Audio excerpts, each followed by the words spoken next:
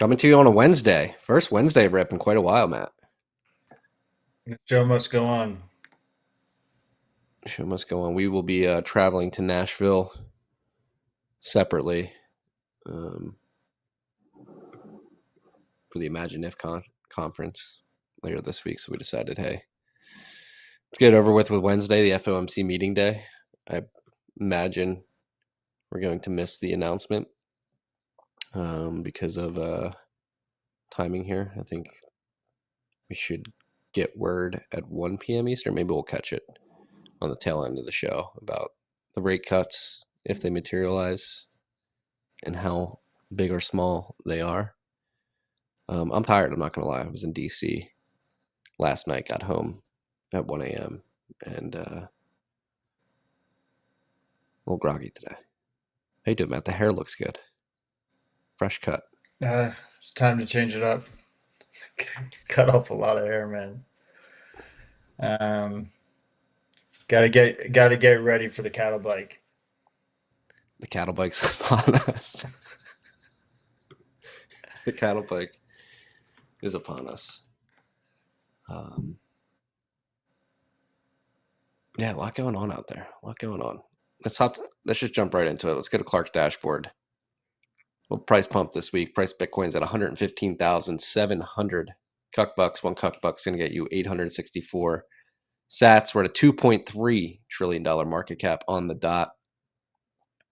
We're at block height 915,125, which means we are currently 139 blocks away from the next difficulty retarget, which is estimated to be a 4.8% upwards adjustment. So that should happen roughly 25 hours from now, tomorrow, September 18th, 2025. There are currently 9,164 transactions in Clark's mempool. If we go over to mempool.space, there are 128,585 transactions. And on this note, I don't know if it was Rindale who was tweeting it, but there's been a lot of discussion about the sub 1 sat per VByte transaction fees being accepted by the mempools of mining pools and mempool.space, as you can tell. And somebody ran the numbers. I don't know if it was Orange Surf or Ringedale. Oh, it was Orange Surf. No, it was not Orange Surf. I think it was Rinsdale. Long story short, I can't find the tweet, but since the sub 1 sat per VByte mempools have become normalized at the pool level, miners have collected, I believe, 7.74 Bitcoin in fees, more than they otherwise would have if they weren't accepting those Oh, that's transactions. higher than I expected. Yeah,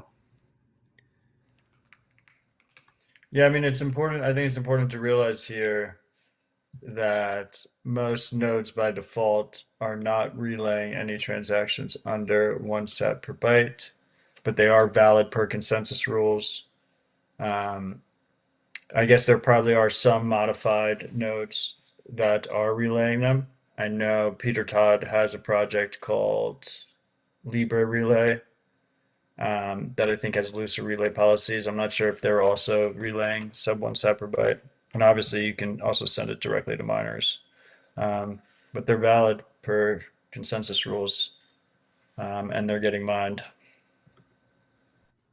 they are. And I was wrong. It wasn't either of those two. It was Mononaut. Logan pulled up the tweet. 5,000 blocks There you later, go. here's an update on sub 1 sat per VByte summer Mempool mining base economics. wizard. Yeah. As of height, 915,000 pools and mine a total of 9,002,455 subsat transactions across 4,743 blocks, earning an additional 7.49 Bitcoin in fees for only 1,951 mega VBytes of otherwise unused block space. So, seems to be more profitable. I Yeah, that's fascinating. That's way higher than I expected. I mean, I still think miners kind of shot themselves in the foot I mean, you're telling me these people wouldn't pay 1 cent per byte? Uh, Probably not, but cat's out of the bag now. So, Well, I think, like, who's making transactions like I wanted to pay 10 cents instead of 20 cents? yeah, and I So they think that, probably could have made double. well, the nickel and dime when mempools are relatively empty, but when it's the other way around, when they're full and there's a ton of demand, that's going to get pressed up. So might as well scrape up as much revenue as possible during empty mempool periods. No, but you know what I'm saying? Like, if like these people that are making zero point 0.3 sat per byte transaction, sat per V byte transactions, you think they wouldn't make a 1 sat per V byte? Like, it's not that big of a difference. Yeah. Hey, So, like, is this net new revenue? Is that actually net new revenue, the 7 Bitcoin? Or would it have been more likely 14 Bitcoin if they hadn't raced to the bottom and lowered the rate? I mean, it's all speculation, but and once one of them does it, it kind of forces the hand of the others. So I think you could kind of argue that they didn't even have a decision to make once a large. I think F2 pool started.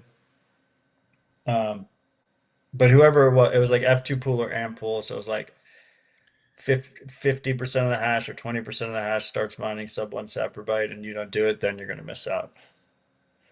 yeah. Um, so maybe it's a moot point. I see soap miner zap 21,000 sats asking if I sold my hair for sats. No, I actually paid someone to take it off my hands. Um, there's a lot of hair. Or I see Great Gee zap 21,000 sats. Shout out to the young dads out there hustling and stacking like their life depends on it. I love how we have a soap manufacturer and a ghee manufacturer are our two top zaps so far. What is it? Nose to tail. Nose to tail. Get all of it. Mononut, if you're listening, or anybody paying attention to the dynamics of the sub sat per V byte transaction fees in mempools, I'd be interested to run that opportunity cost analysis. That was a really good point. Like, how do we know that it's actually an additional 7.49 Bitcoin? Like, what those transaction problem if there was an inability to send a subset per V byte transaction, like you can make the argument it would be higher, right? But it is within valid consensus rules. So, We have Mav21 zap 21,000 sats sub freaks, he says. And I mean, obviously, it wouldn't be an RHR if we didn't talk about uh, knots versus core every week. Uh, and obviously, there's some parallels here where um, large large op returns can be mined even if uh, defaults aren't changed and the majority of the relay network isn't actually relaying them, which is what we're seeing with sub 1 sat transactions. well, on that note, another mempool.space team member ran the numbers on that. I thought this was pretty interesting. I retweeted it. Orange Surf. This was actually from Orange Surf, confirmed. Logan pulled up the just 0.007% of op return outputs created this August were larger than 80 bytes. How intriguing. So I think this is pertinent, important empirical data of how Yeah, big but or what's your small takeaway? the actual problem is. Because depending on people's perspective, they have two different takeaways from that. What are they? How would you describe the two different takeaways? The knots the knots takeaway from that is that filters work, and because relay defaults are set at 80, we don't see transactions happening over that size. And then the core side or the relaxing transaction relay default side would say that even if we relax it, op return is significantly more expensive than embedding it in the chain in other ways. So we probably will not see an increase in op returns regardless. Yeah, that's a good point. So those those are the two opinions. I would say that probably just because of the Streisand effect of everyone talking about this every single fucking day, we probably will see more app returns regardless if the defaults change or not. Um, at least in the short to medium term, just because everyone's talking about it and people like to troll. Um, I see Map21 Zap 21,000 sats. He says sub freaks. Thank you, sir. Appreciate you. Appreciate all of you. Yeah, the Streisand effect is going to be, and that's going to be the most annoying thing. Calling it now. Core version 0.30 is going to get released, and you're going to get op return trolls that automatically send transactions with op returns at the limit that is set by default in the new core implementation, the new core version. Oh, I Excuse don't me. know about that. That'd be expensive fucking transaction. I think there's people who are like to revel in Schadenfreude, and will do that, and then people will point out, see, look, we told you it was a terrible problem, and then similar to what happened around the last halving with the ordinals, inscriptions, NFT bullshit, um, it'll fade pretty quickly after. I don't think we're going to be talking about it in a year. Neither do I. Neither do I. Get in here, trolls. I know you're all gonna say we're co-opted. Um, yeah, it is crazy. All right, let's get to the list. Fed rate what? Fed rate cut? Question mark. Is it coming? Looking at poly markets. Market for this particular question right now. Fed decision in September? Question mark.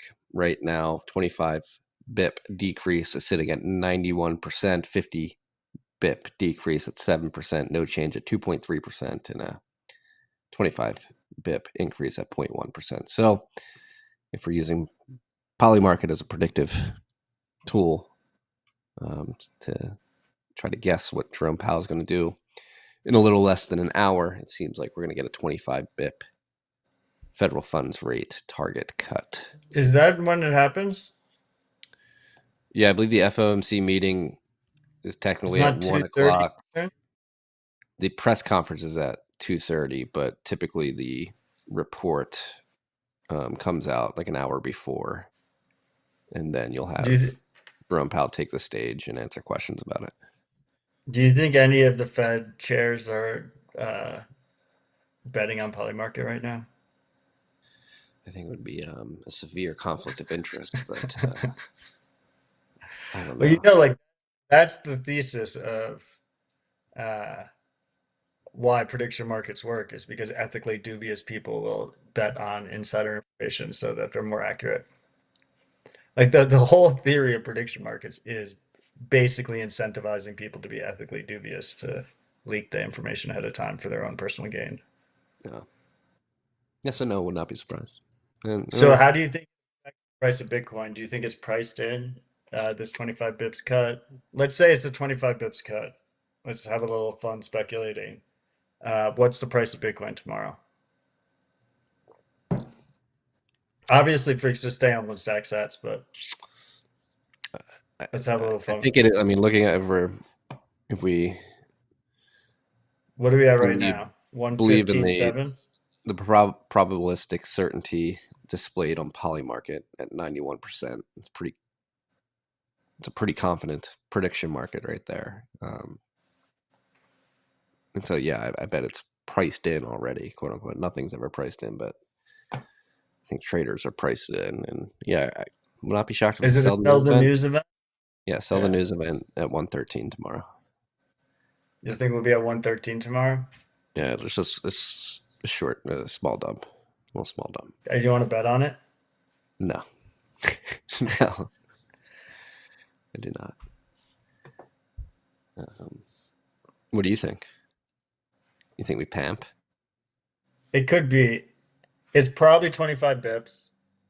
And It could be a sell the news Yeah, event. I this is why think, I don't want to bet on it because I think the rate cut is less will have less of an effect on the price than comments that Jerome Powell makes, particularly around yeah, adding something to the dual mandate. the And third mandate. yeah, the third mandate. If he expands on the third mandate, it becomes pretty clear here, Logan. Well, the third mandate is yield curve control, right? Yes, Long. yield curve control, but in any other term that you can use besides yield curve control. That's Yeah, they're not gonna say that. I mean, I think I think they're probably going to signal that we're starting a rate cutting regime, and I think the market is not fully efficient, and I think we panic.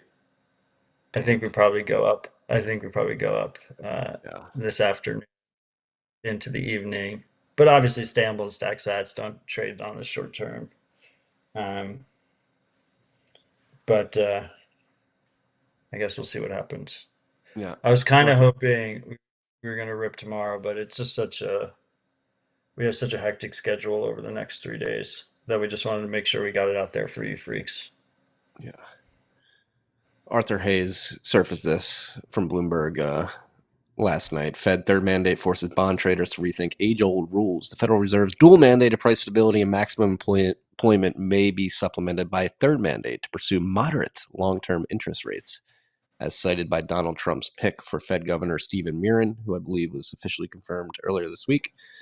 The mention of the third mandate has sparked debate amongst analysts, with some seeing it as a sign that the administration intends to wield monetary policy to influence longer term bond yields. The potential for the Treasury and Fed to intervene in the bond market to bring down long dated interest rates has raised concerns about the risk of adverse effects, particularly inflation and the erosion of the Fed's independence. So, yeah, I think comments around this third mandate specifically will have the most pronounced effects on the price of Bitcoin and other assets. I think that's what the market's really waiting for. But just forward-looking statements in general, right? Yeah. I mean, meanwhile, we're like in a quiet recession, so um, I don't know. It'll be interesting to see how it all plays out. But risk reward wise, like, I mean, I think Bitcoin looks fantastic here. It really does. Um, I don't know where else I would put my money. I'm My conviction only grows stronger every day. Yeah. We got Orange in the chat saying 120 by end of week. Is that Orange Surf? Uh, That's the fake chat. The fake chat. Freaks, if you want to join us for live chat, either go to zap.stream or download Primal in your favorite app store. Yeah, another thing, you don't have it on the list, but we were talking about mining earlier, and I think it would be remiss of us not to touch on the fact that over the last week, the Bitcoin network has averaged over a zeta hash of hash rate. I believe this is the first time. Obviously, 24-hour estimates have pinged one zeta hash, but I like to get longer term data, longer term estimations to make it concrete. And so if you go to mempool.space/mining, you'll see that over the last week we've averaged one zeta hash. It was 1.02 zeta hash a couple of days ago. And this is pretty profound. I mean, I think to put that in the context, what does a zeta hash mean? It means that in aggregate, around the world, anybody that is running a computer these days, mostly ASICs, that are running the Hashcash SHA-256 algorithm. They're producing hashes in an attempt to find a hash below the current difficulty target. If they find that hash, it allows them to add a block of transactions to the network and get rewarded in Bitcoin. So one zeta hash means that all those computers running that algorithm around the world are creating 1/6 hashes per second, which is pretty wild to think Pretty about. big. Yeah. Sextillion. That's like a number. What does that come out as? Like thousand, million, billion, trillion, quadrillion. Is that what's sextillion after that? Or is there one What is your between them? question? Is how many euros? Yeah. Let's ask Maple. How many zeros in sextillion? You'd have heptillion or septillion as 5 and then 6. 21 zeros? 21 30. zeros.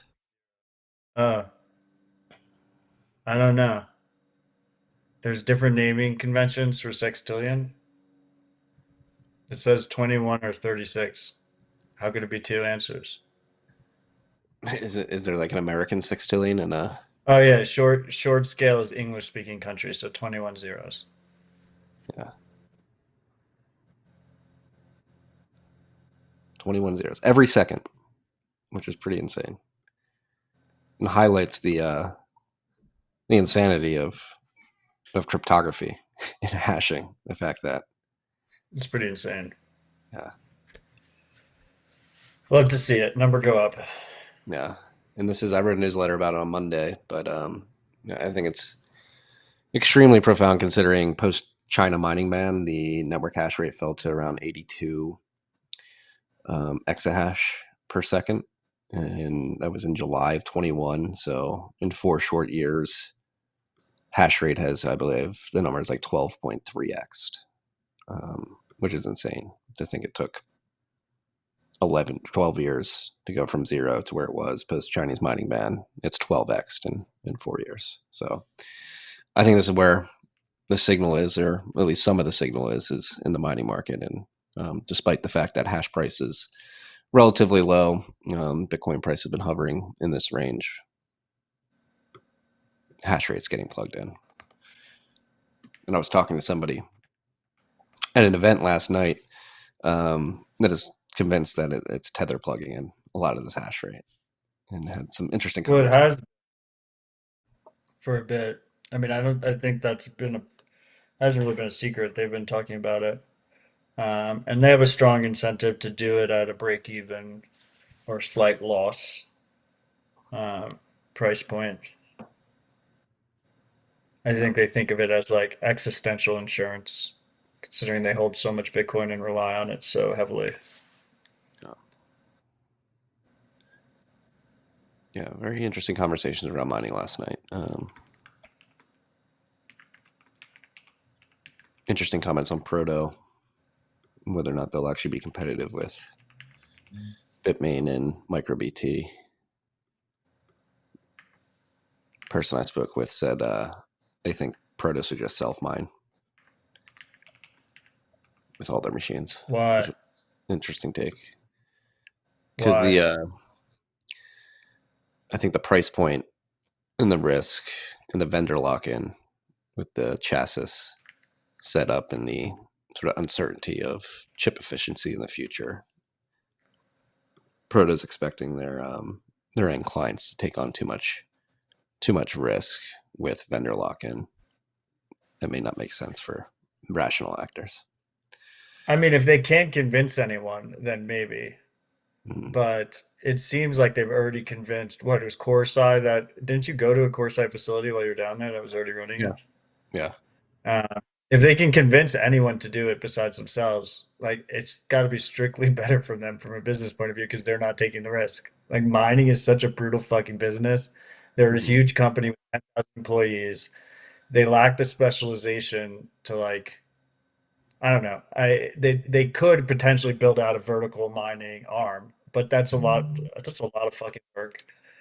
And it's a very difficult business. Selling picks and shovels, like selling the hardware, uh, is strictly speaking like a much better business. yeah, yeah. I mean, look at our like two of my favorite 1031 portcos is Giga and Upstream. And it's because they sell the storage containers and the generators. Like they're not actually mining. No, It's such a great business to be in. no, yeah. I'm still digesting the conversation and the take, but I thought it was an interesting perspective. One I hadn't Yeah. I heard. mean, if they have to prove it out, then it's a loss leader kind of to eventually majority of business being selling the hardware, right? Yeah, Uh, But if they don't have to prove it out, then why do it? And I don't know, like miners in general tend to be a little bit higher up the risk curve. They're willing to take chances. The status quo isn't great for them.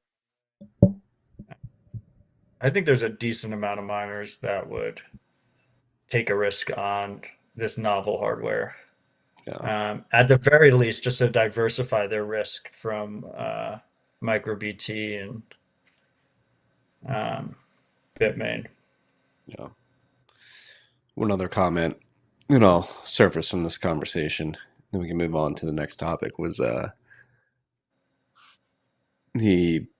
sort of inability by equity analysts specifically to correctly price the publicly traded miners in terms of who's actually running an efficient business. They're not just public miners, but miners in general.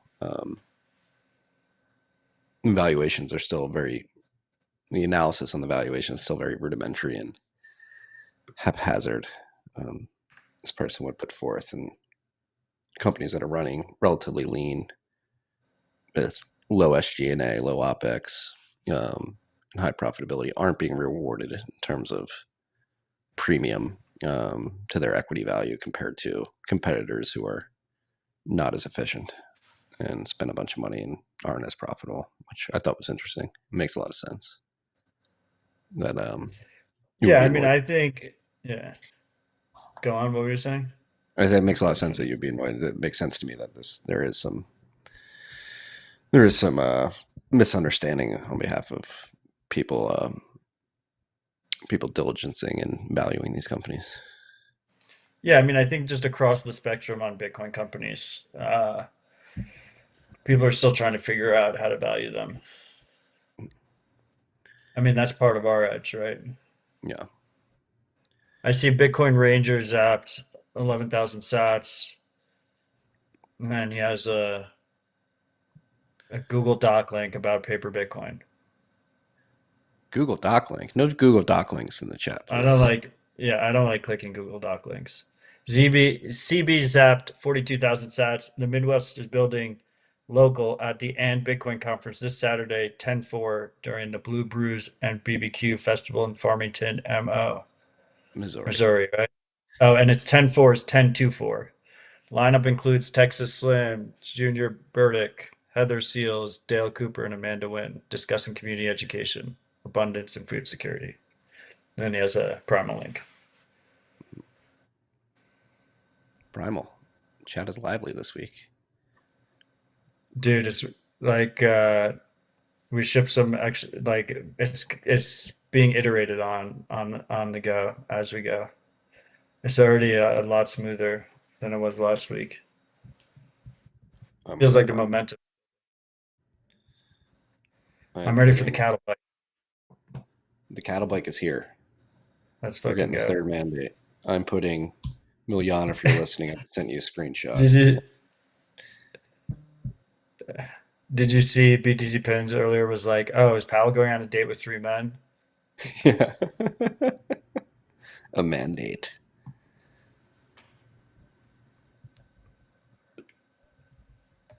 All right. Let me give this bug report and then we'll get back to it.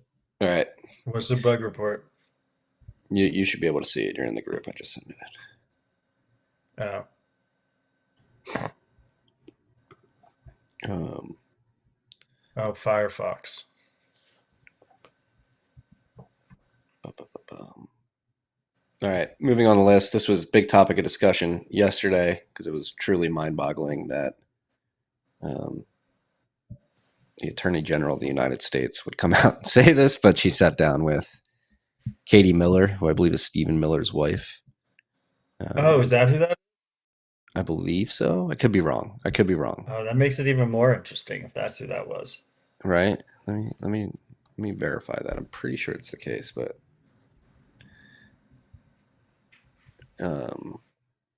I mean, I don't think this was that surprising.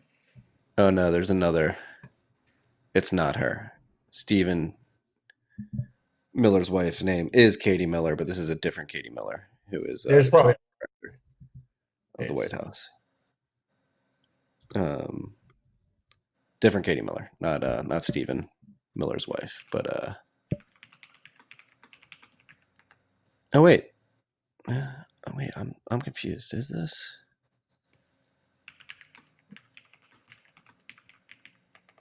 Stephen Miller's wife? Somebody in the comments should know. According to Maple, there's 2,000 Katie Millers in the United States. Yeah. That's actually less than I expected. No, I it thought is it was like Stephen. kind of a. It is Stephen Miller's wife. Well, anyway, I didn't think you were actually surprised by this. Yeah, I mean, this is like literally I mean, it's what they're fucked up. fighting against for more than a decade. Like, there's no such thing as hate speech. That's what BLM and I mean, this is a term. Hate speech itself is a term that was birthed out of the halls of woke universities and Marxist indoctrination camps. And the fact that at least Pam Bondi is trying to use the term to weaponize it against the left now is just, again, we've warned about it time and time again. Be careful what you wish for. But I would have thought at least that the Trump administration would have the wherewithal to understand that using Charlie Kirk's death to introduce Dude, hate power speech corrupts. laws would I really fly with people. Power corrupts, and people in power like to control speech. I think it's a cross-partisan issue. It's like whoever's in power wants to control people and control their speech, and they always look for excuses for it. So I will say before Kirk's assassination, I was waiting for the other shoe to drop in terms of our new administration to try and control speech even more. I mean, we are seeing the different KYC rules come into place, protecting the children, whatnot. But then immediately following them arresting this alleged assassin, the writing seemed to be on the wall. Like it was very clear what the narrative was. The narrative was you had a young kid who got radicalized on the internet, and that we need more controls on the internet. And the problem with this is it's a good excuse because it's probably true. Like this is an issue we've talked about in the past. Like the the the modern internet, the digital age, the social media phenomenon is really bad for people, and it's bad for adults, but it's especially bad for kids. Um, and now we're seeing it being used as an excuse to further control speech. Now I had drafted a post about this on Saturday, and then I was like, it's too soon after his death. Like I don't want to speculate on it. But to me, like as soon as we started to see like, oh, Discord chats, trans radicalization. He was a Reddit kid. Did you see like they interviewed someone who was like, oh, he's like your typical Reddit guy. Mm-hmm. Like all the writing all on that side. And then they pulled the trigger and actually tried to, or at least are claiming that they're going to act on it. And then also on the right, you have all the doxing and the getting people fired from schools and calling on Elon to ban accounts and whatnot. So they had like the cover for it. It kind of built up relatively quickly. But I did put a tweet. I agree that it's like it's an absolute disgrace that they're doing it in Charlie's name. I mean, I linked a tweet there where he specifically calls out hate speech. Um, like he would 100% be against this as a policy. Yeah. Logan, you have the tweet? Logan. It's so fucked up. It's like he knew it was going to happen. Hate speech does not exist legally in America. There's ugly speech, there's gross speech, there's evil speech, and all of it is protected by the First Amendment. Keep America free. And that was 2024. That was last year. Yeah, and just to tie a knot on this, Pam Bondi has since there was an incredible backlash from these comments that leaked, or didn't leak, but were published yesterday afternoon. I mean, particularly from the right, like, what the hell are you doing? She has since walked back the comment saying, no, I meant threats. Wait, she didn't walk it back. She did. She did. She doubled down. She said, no, well, she walked it back to, I mean, threats, which is not enough because And I think this gets to a conversation. I'm sure you've seen it, like the No, where's the statement? Let's look up the statement that she said. It's not on her webpage. Other people posted it, right? she went on like Fox or something. Oh no, maybe she Clarified. posted it. Oh yeah, here. It's got community noted. She said hate speech that crosses the line into threats of violence is not protected by the First Amendment. It's a crime. For far too long, we've watched the radical left normalize threats, call for assassinations, and cheer on political violence. That era is over. Under 18 U.S.C. 875 is a federal crime to transmit any communication containing any threat to kidnap any person or any threat to injure the person of another. Likewise, 18 U.S.C. 876, 115, making a felony to threaten public officials, members of Congress, or their families. You cannot call for someone's murder. You cannot swat a member of Congress. You cannot dox a conservative family and think it will be brushed off as free speech. These acts are punishable crimes, and every single threat will be met with the full force of law. Free speech protects ideas, debate, even dissent, but it does not and will never protect violence. It's clear that violent rhetoric is designed to silence others from voicing conservative ideals. We will never be silenced, not for our families, not for our freedoms, and never for Charlie. His legacy will not be erased. Yeah, I mean, so I guess it is a little bit of a walk back, but it's more of like a legalese walk back. Uh, I mean, I agree that you shouldn't be calling for assassinations of people. I don't think that is protected speech. Um, I think, but it's kind of like the left's, words are violence thing. And so then you see how enforcement plays, right? And the crazy thing is you can bring cases against people that lose in court and still quell speech and ruin their lives. Um, or make their maybe not ruin their lives, but make their lives much more difficult. If you have the AG coming after big targets. So we'll see, you know, how it goes. I also like you can clearly tell that it's a very partisan statement. Um, and I'm, definitely don't side with the Democrats here. But like when you start to see when you start to see partisan action coming from the government, it's usually a pretty bad sign. So it's like, who's going to get targeted here? It's going to be like Dem influencers, right? It's going to be like people with Well, and this is where big like platforms on the Dem side. yeah, well, this is where it gets murky. Like I think the two individuals who are squarely in the middle of the target right now are Hassan Piker and that guy Destiny. If you see the clips, they are actively calling for people Yeah. to I mean, stab, I shoot think that's already a, conservatives. Yeah, no. but as it pertains to like federal government action, like I think that, like especially with how big those two guys' platform is. Like I've never watched their shows, but I've obviously seen people talk about them on X and other platforms. I believe they have audiences that begin to peer into the I mean, I didn't millions even know. of Did people. you And know that guy existed before this? that who? The Hassan guy? I was aware of them, but like never I really had paid no attention. idea he existed until this week. Yeah, but yeah, I mean, he's actively calling people to gut conservatives and let their blood flow in the streets. Which who knows? And I mean, he pulled like a in Minecraft sort of move on on one of his streams.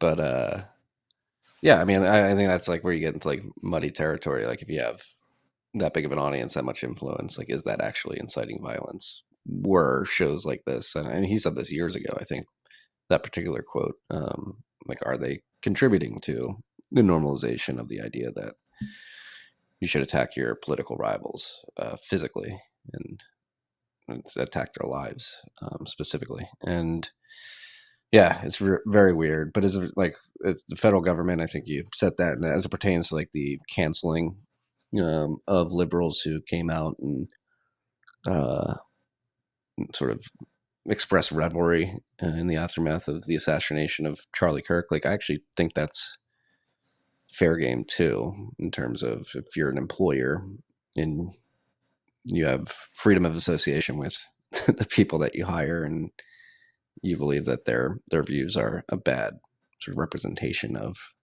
the business or the school or the hospital, whatever it may be. I think that's fair game.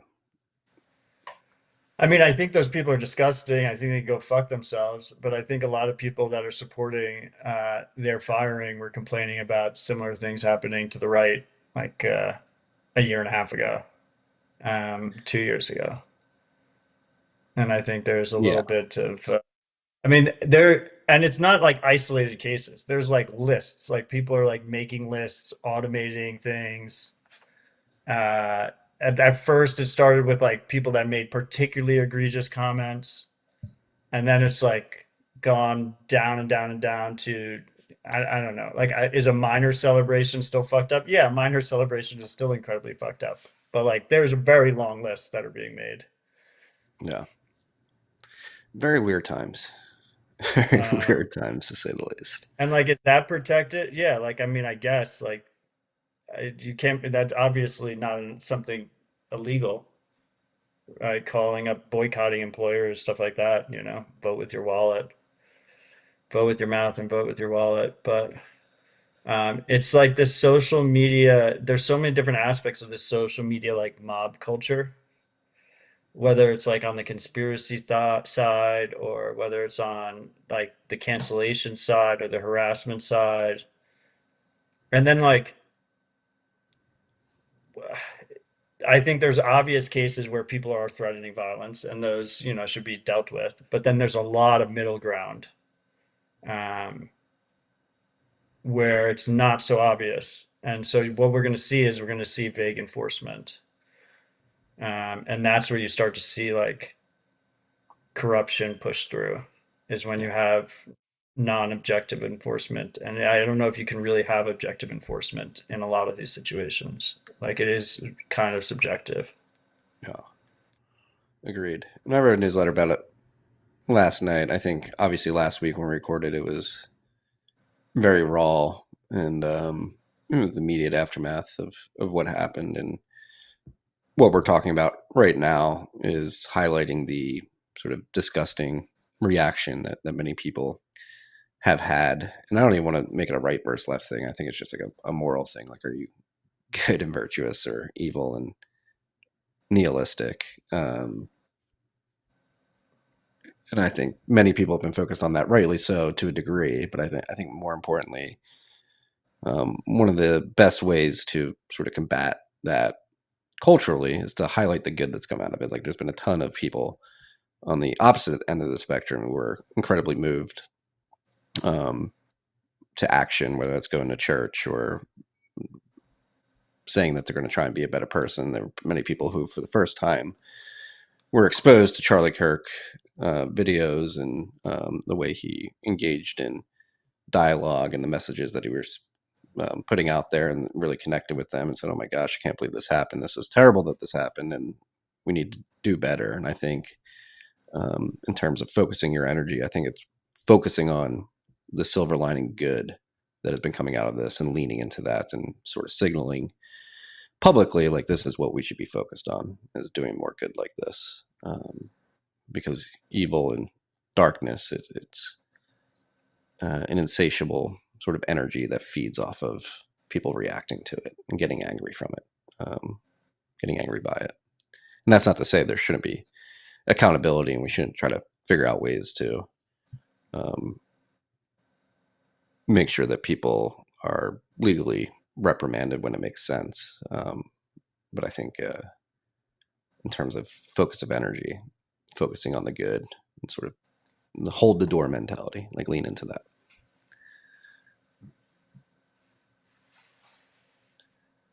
Yeah, I mean, I will just say that anyone who, celebrates murder can go fuck themselves. Yeah. But I don't know. I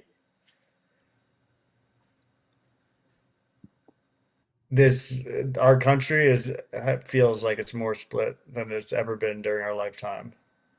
And what like this like meme of like a peaceful divorce, I think is like completely naive and bullshit. don't know how that works out in practice. I haven't Yeah, heard anyone actually explain what that looks like.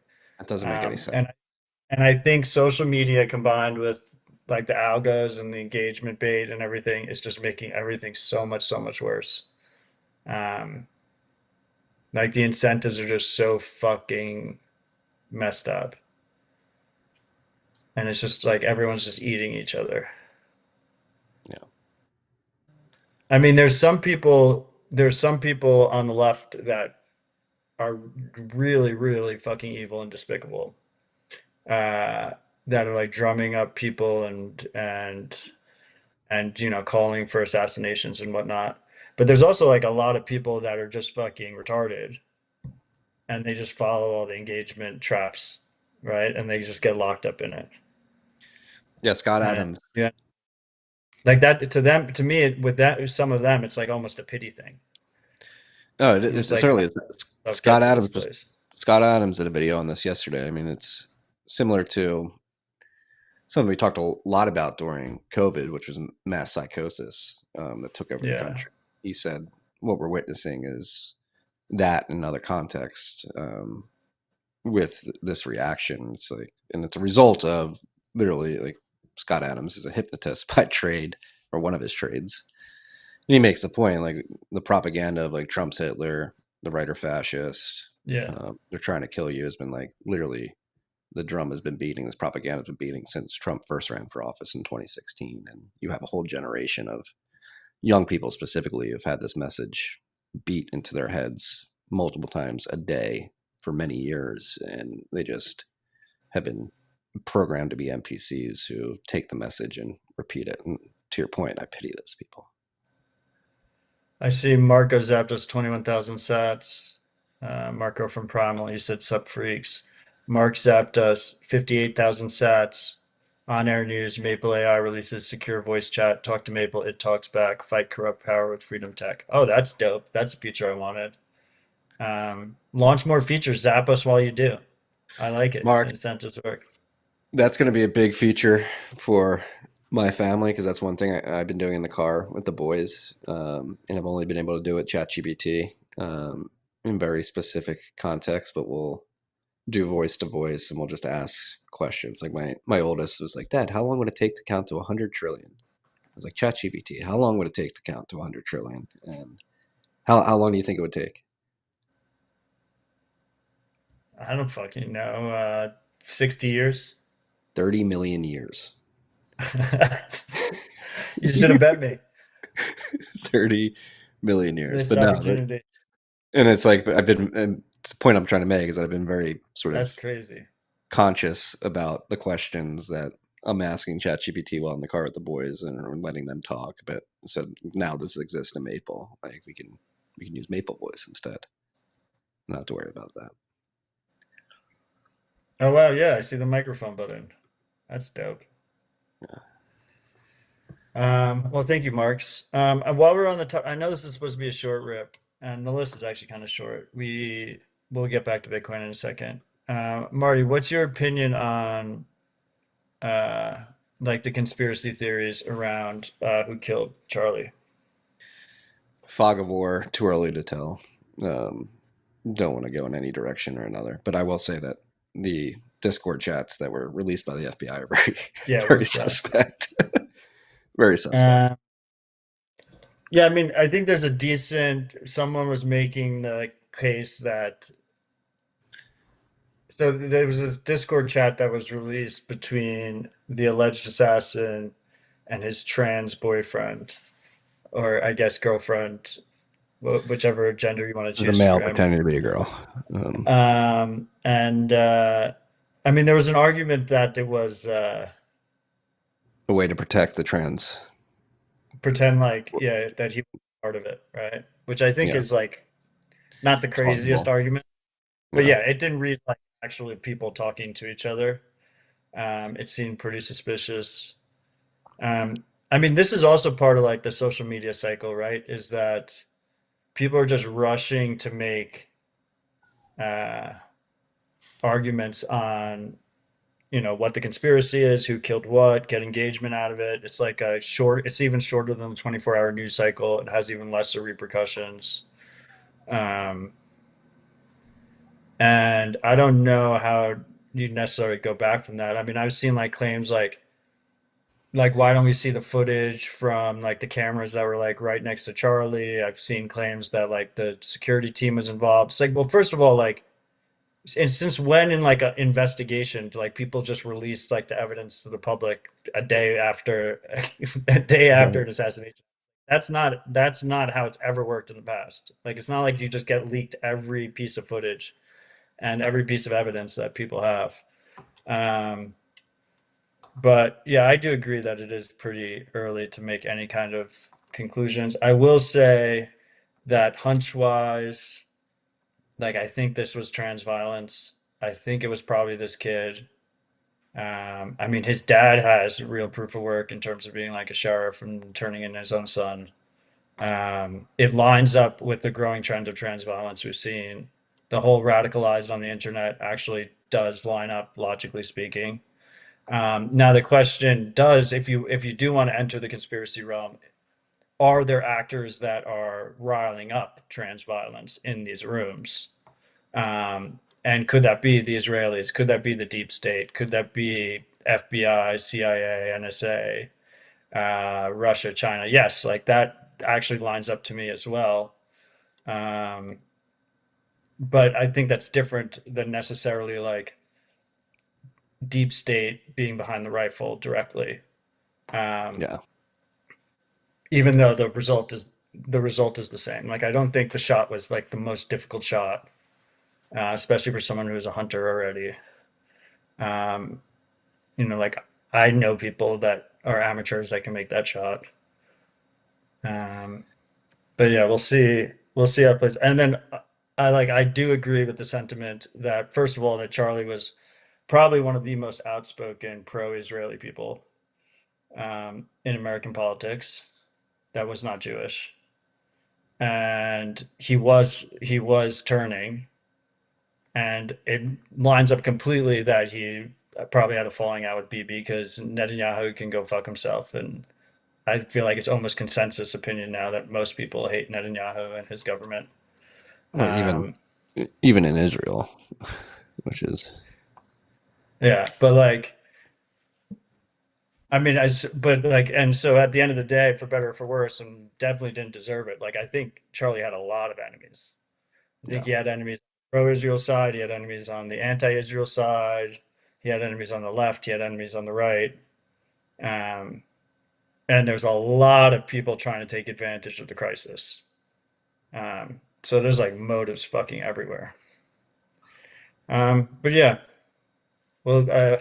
this is I think the story is definitely far from over. Um, and it's still so recent. Yeah, like I said, fog of war. I'm going to let more information come in. I think I completely agree with everything you just said. I will say, like the conspiracy theories that the guy sitting behind him like had like a very small gun and like shot him. No, Like I don't believe that at all. It's like, yeah, that his security guard did like a sideways shot through the arm or whatever, like no. Actually, there was a with good. like 100 people standing around him. Yeah, no, makes no sense. There was a good video analysis by I believe a military sniper. His theory was that actually Charlie was wearing like I saw that. It hit the wearing. titanium vest, popped up. I think that makes the most sense to me. Titanium plate. Except the sheriff said that he was. I think I saw something that the sheriff said he wasn't wearing a plate, but it looked like he was wearing a plate. I mean, in that video, it looks pretty clearly that it hit his shirt first and then Yeah, bounced. I saw that. And they definitely have more. I mean, hopefully we see um, they should release eventually like the super HD professional video that they had, like camera that they had like was right next to him. Behind him. Yeah. They had one behind and one in front. And it's once again, I don't think it's surprising that they haven't yet. But I think it's important for people to realize that if he was wearing one of those slim titanium vests, or something similar to that, the guy that I think you're talking about, it was a YouTube video, right? It was like a specific. Hmm. He specifically speculated it was this thin titanium vest, titanium plate, because he's wearing a T-shirt, right? It's like otherwise you start to see a lot of printing. That's for handgun calibers. So also the idea that if he wasn't wearing the plate, it wouldn't have deflected up to his neck. It's like, no, he would have had a kill shot in the chest instead, is probably what would have happened. And I think the craziest thing for people to grapple with, particularly in our sheltered society, is even these people that have super, expensive security details and whatnot are very exposed on a day-to-day basis. And it's something that we saw with COVID, right? I called it like the bumper bowling dynamic. It's like people live in padded walls and they think they can get away from all sorts of risk. So when they get exposed to like a vulnerability, to like a feeling of helplessness, they act in crazy ways. Um, but like, yeah, I mean, you can pay $5 million a year for security, and like that doesn't cover snipers on roofs and stuff. That's, four guys that are ex-military. That's the other thing. Like they're like, oh, the security's involved because they're like ex special forces, ex Delta Force, like ex Mossad and stuff. It's like, where do you think the private security guys come from? They all come from that pedigree. I don't know. It's crazy. It is. Yeah. I'm going to wait for more time to pass, more information to come to market. I will say narrative does not really make sense to me right now, whether it's those Discord chats. I think it's plausible that it was an attempt to protect the boyfriend. But still weird. That has to be confirmed. And And why did then, they release that? It's kind of yeah, weird, right? yeah. And then even like just like the series of events, like the way he put the gun together, took it apart, hid it in the woods, like was supposed to go back for it. Like it's all very odd. Yeah, I agree with that too. Um, we'll see. But on the opposite side, uh, like if he's well, we'll see. Maybe he dies in custody. I think if he dies in custody would be Smoking gun. yeah. But like the opposite is true too, right? Like the fact that like he's alive, you know who his father is. Like we already know way more about this guy than we have with the two Trump Dylan guys. Roof. And uh What the hell was like I his don't know name? Not Dylan Roof. Dylan which Roof is another one. Um, so like that the opposite is true on that front too. And then we see like all these people celebrating his fucking death. So I think a lot of them would have pulled the trigger if they could have. what the hell was that kid's name? Thomas Crooks. That's what it was. Which That one was was that? Was that the first Trump shooter? Yeah, that was Butler, and that was like another weird one. Like kid had no internet presence. Yeah, I mean, I agree. Like it, but I would also say that I think Gen Z is a little bit more like to boomers, it's like crazy that they're not like first and last name on the internet. Mhm. I think Gen Z is like a little bit more like nim pilled in a lot of ways, Yeah, particularly like the more elements of them. Um, but yeah, that one, I mean, that one reeked, and we never really heard it. They blew off his fucking head or whatever, and then we never talked about him again. yeah. And then there was the other guy at the golf course. Who was connected to Ukraine? He was like connected to a bunch of shit. Never, Yeah, but we never heard about him again either. Right? I don't no. know anything about him. His name was Ruth. That's what it was. I was getting them mixed up. Something Ruth. His last name was Ruth. Um, I think Dylan Roof was that disgusting kid in South Carolina who shot up that church. Um, Okay, well, enough with the speculation. I would just say like, don't believe everything you read on the internet, and yeah, uh, there's no rewards for like figuring out this like what happened sooner rather than later. yeah. Uh, Fog of like War. Charlie's fucking dead. We're not going to bring him back to life. All right, next topic. Bluesky implementing age verification in South Dakota and Wyoming. due to laws that have been passed in both states. So Bluesky has begun requiring users in South Dakota and Wyoming to verify their age in response to new state-level online safety laws. These rules are being sold as protection for kids, but the reality is they force everyone to hand over sensitive info just to stay online. Anonymous access is being quietly pushed out, replaced by systems that expect you to verify who you are before you can speak, share, or connect. It's very interesting that this is, I mean, you mentioned it a couple of weeks ago, like Texas, in Florida with the porn, and now with Bluesky in South Dakota and Wyoming. You see these very historically conservative states, particularly from a civil liberties perspective, leaning into this first. Yeah, and no, I mean Texas isn't liberal though. I know. I said, Yeah. Oh, I see what you said. You said the opposite. yeah. I mean, look, I think they're all gonna fucking do it, and Elon's supporting it. Like I think this trend was already accelerating. Now they have the Charlie excuse too, who's radicalized on Discord and Reddit. Um, and I think the powers that be want it really badly. Like the Palantir Mafia really fucking want it. Did you see That's the Alex other Harp? thing about the Charlie is Did you like see keep in Alex Harp's mind, comments at the All like In if Summit? it, yeah, I listened to the conversation. What comment specifically?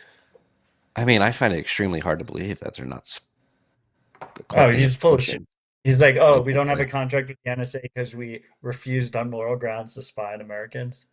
it's like, Yeah, how are bro, you doing? I believe that. How are you doing any of this without spying, even if it's just metadata? Like you objectively are collecting this data and using it to identify and target people. Yeah. Um, that's why like all these like you gotta just you follow the money, you follow the incentives. It gets pretty dark pretty quickly. And I feel like this trend accelerates. And what I was gonna say is, like if you do believe like the super dark theories about Kirk, that it was like a straight up Mossad hit job, like with CIA involvement and stuff, like Trump, Patel, like Trump, Cash, Bondi, Vance, all the Palantir guys, they're all in on it. Like it's not just it's not just Israel in that situation. Keep that in Bill mind. Ackman, that all Oh, hands fuck in Bill. meeting thing is like, yeah, it's all very creepy. I think that's the best way to describe it. It's funny if Yeah, anybody there's listened to no way Palantir is not spying on Americans. Such there's fucking bullshit. no way. There's literally no way. Yeah. And he said it so confidently. And their stock rose as a result of those comments. And I find it hard. I guess the right way to phrase this so we don't get hit with a libel or slander attack is I find it hard to believe that they're not spying on American citizens. I find it extremely unlikely. Yeah. We have no information. We're just speculating here. Yeah. I listened to. I got off the train at 12:30 last night and drove back home and listened to Tucker's comments on Charlie. They were released yesterday, and there was bringing this back to Bitcoin one way or another. At the end, they were talking about Bill Ackman and just like sort of how if you're aggressive and connected, you can make a lot of money and then exert a lot of influence. And him and Charlie talked about that on Tucker's show in the summer.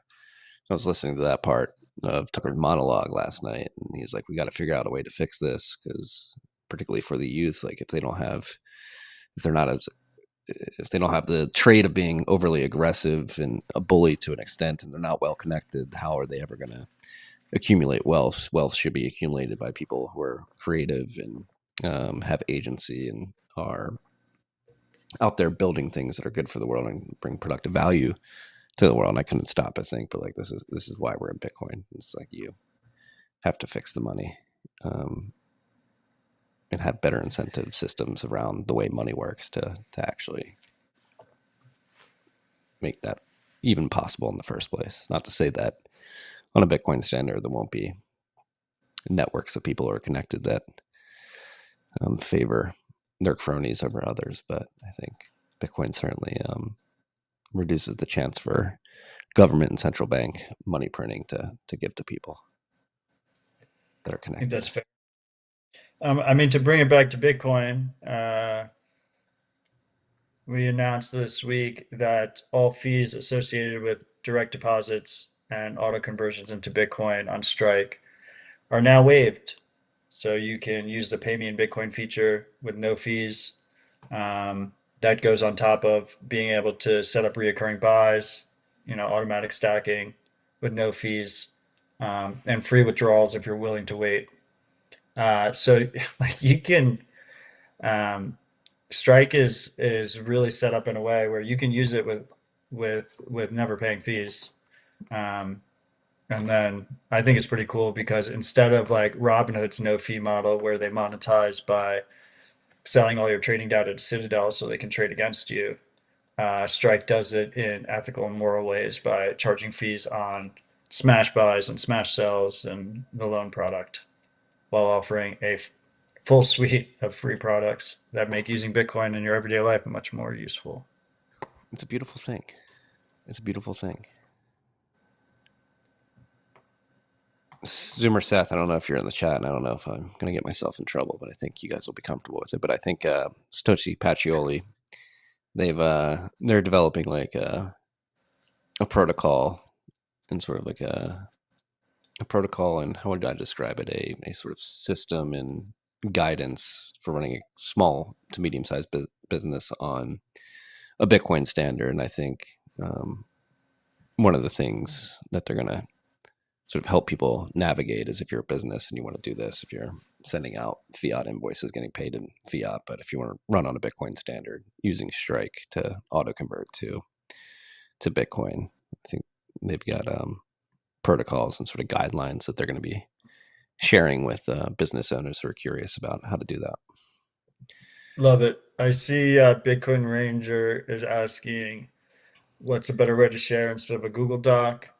I mean, you can create a PDF and put it on satellite.earth and just link the PDF.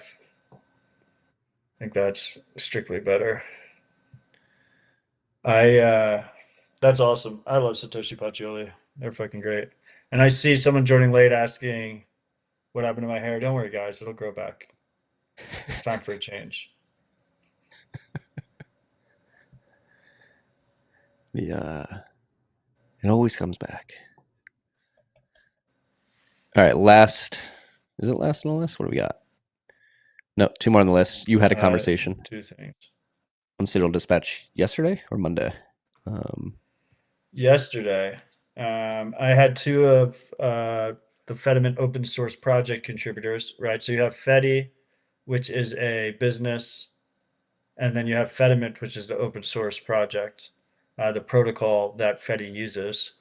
And they've made significant improvements to Fedimint. I know we haven't talked about it in a while. It had some shortcomings and some issues early on just because of the complexities of running federated Chaumian E-Cash, right? So you can think of it like almost like a multi-sig cashew. There's some more differences there and a little bit more nuances there. But we dive deep on it on Citadel Dispatch. So consider giving that a listen. It was a really fun conversation. I really enjoyed it. The live chat was popping. But on top of that, they also announced a fully false Fedimint wallet for Android called the E-Cash app. Very creative name. Um, and it's full featured, power user friendly. And on top of that, one of the things we talked about a lot was they made it much easier to run the Guardian servers. So you can literally, more or less, 1, 2 clicks, set up a Guardian, a Mint Guardian on Start9 from home uh, without relying on cloud servers or domains or anything like that. And then if you're running it on Start9 specifically, you also have 1-click backup, so it's harder to fuck it up. So they made it easier to run on the front end side for the actual end user, and they made it much easier to run on the back end side for the people running the actual multi-sig mints. Um, and yeah, it was just a great conversation with Justin and Brad. So consider listening to it and consider subscribing to Citadel Dispatch if you're not already. Consider it, freaks. And word of advice, naming convention advice to the developers of the eCash app. Just call it Tekka. Teca. Just call it Tekka. The Tekka Why? I wallet. like the eCash. eCash app. I say call it Tekka. It's an What? acronym for the eCash app. It is still the eCash app. You just call it Tekka wallet. Well, it's like a play on Cash App, right? Ah, I see. Then just call it eCash app. Instead Drop the of the. the. Drop the the. It's cleaner. Supposedly it was Justin Moon's idea. Nice. Justin, I miss you. Where are you? Where are you, sir? Go check it out. If you're running Android, test it. Give some feedback. Probably don't use a material amount of Bitcoin.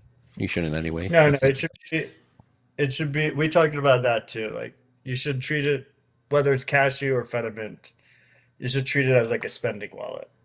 Once you hit a certain balance, you should bring it into proper self-custody on chain or Lightning. Yeah. And what I'd really like to see, and Zeus is like leading the way here, is actually automating that flow for users. You've hit this amount, move to self-custody. Have a pop-up, click a button, move to self-custody. Yeah. And then last but not least, Cake Wallet launched Cupcake, which is an offline signer for an Android phone or an iOS device. So phones, tablets, Android or iOS.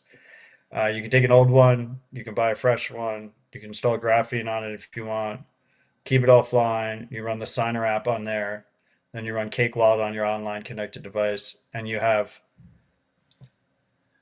you know, hardware-esque security guarantees. Obviously, not as strong as like a purpose-built hardware wallet. With off-the-shelf parts, super easy to set up. I think it's pretty cool. So it's It's a analogous. cool So model. instead of getting a Treasure and a Ledger and connecting to Trezor Suite or Ledger Live, you just create a wallet, a signing device. You turn your old phone into a signing device and use Yeah. Cake Wallet desktop app to You, interact. yeah, you take your old phone, you install Cupcake on that, and you put it in airplane mode. And your keys stay on that device. And then you have Cake Wallet on your current phone that's connected to the internet that sets up the transaction, and then you just do like the QR code shuffle to sign the transaction. I haven't actually tested it out myself yet. It just launched this week. Um, but in general, I think the concept is clever. Could be a very useful tool for people. Yeah, I like to say I'd like the lead at their marketing. Remember when getting serious about crypto meant waiting weeks for a hardware wallet to ship, handing over your personal information and dropping $100 on a device? Yeah, we remember too. And honestly, we got tired of it. Classic. I mean, on the Bitcoin side, we have lots of options. They do support Monero as well. And on the Monero side, I don't know of any purpose-built hardware wallets for it. So there's probably a little bit more demand on that side. But there's also way more Bitcoin users than Monero users. Before we wrap up, it would be remiss of me not to read the only 21,000 sat boost or boost at 21,000 sats or over from Rabbit Hole Recap. 374 live free, Orange Horizon, 21,000 sats, TikTok, Sunblock, Zapsnag. Shout out to you, Orange Thank you, Horizon. sir. Thank you for that.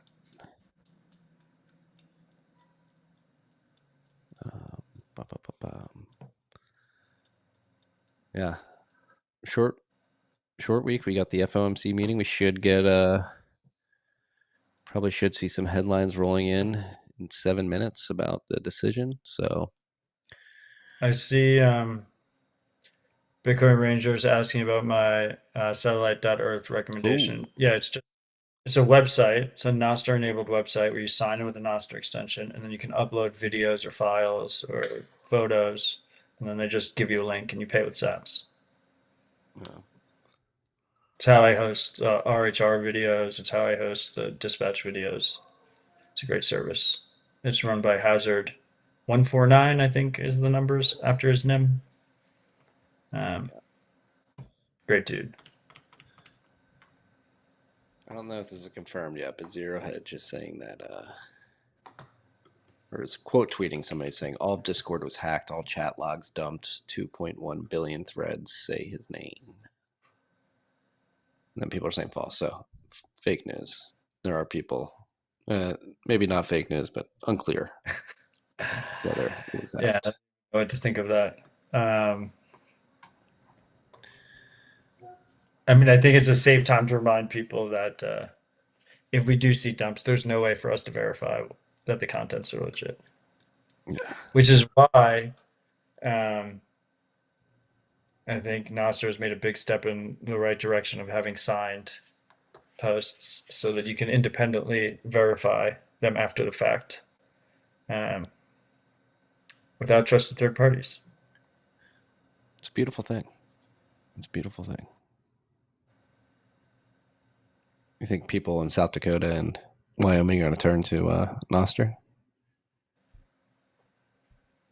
I think I said it last week uh, that it could get very um, it should be interesting. It should be interesting in this current environment how things with Nostr play out. Yeah. You get pretty, uh, it can get dicey pretty quickly. We've got 64 people on on Primal live stream. We've got 3.2 thousand on X, I believe 150 on YouTube. We pump the Nostr live stream stats. 64. Come on. All right, we need it to surpass the YouTube chat or the I don't YouTube. know how accurate, to be honest. It We wanted to get those live streaming out ASAP, and I don't think that was necessarily a priority. Was the actual live viewer count? I don't know if it's probably not counting everywhere. Like if you're watching on Zapstream or whatnot. And then also, like, I think it's important to realize that a lot of these viewer counts on the centralized platforms are just kind of complete bullshit. Yeah. So maybe the play is to just make every Nostr stream look like it has like 20,000 people in it. That would be sweet. Just fake the viewer number. I joked around once that on Primal it should just be like your follower count just increases by 2% hard coded every day. I think people would love that. Oh, look at this. Look at this. You seen this? Queen jumped over from the YouTube chat. Let's go, I girl. know. Love to see it ride or die, usually in the YouTube chat. Welcome to the Nostr live. Jeffy says X live viewer count for video stream primarily tracks the number of video plays where the video is viewed for at least 2 seconds, including autoplay. So it's a super inflated number. No, there's 3,200 people on X watching live right now. We appreciate you. We appreciate Fully you. Thank engaged. you for. Marco is confirming I the think number is definitely not accurate, but we're working on it. X is undercounting. Like we probably have 30,000 people there. They're just trying to stop the signal. Okay, Marty, I got to get out of here. But great rip. Great rip. Stay lean into the good out there, freaks. Obviously hold the evil accountable, but focus on doing good. Focus on making your life the best that it can be, your family's life. Build good things. Focus on the good. Love you, freaks. Sample Stack Sides. Peace and love. Decay!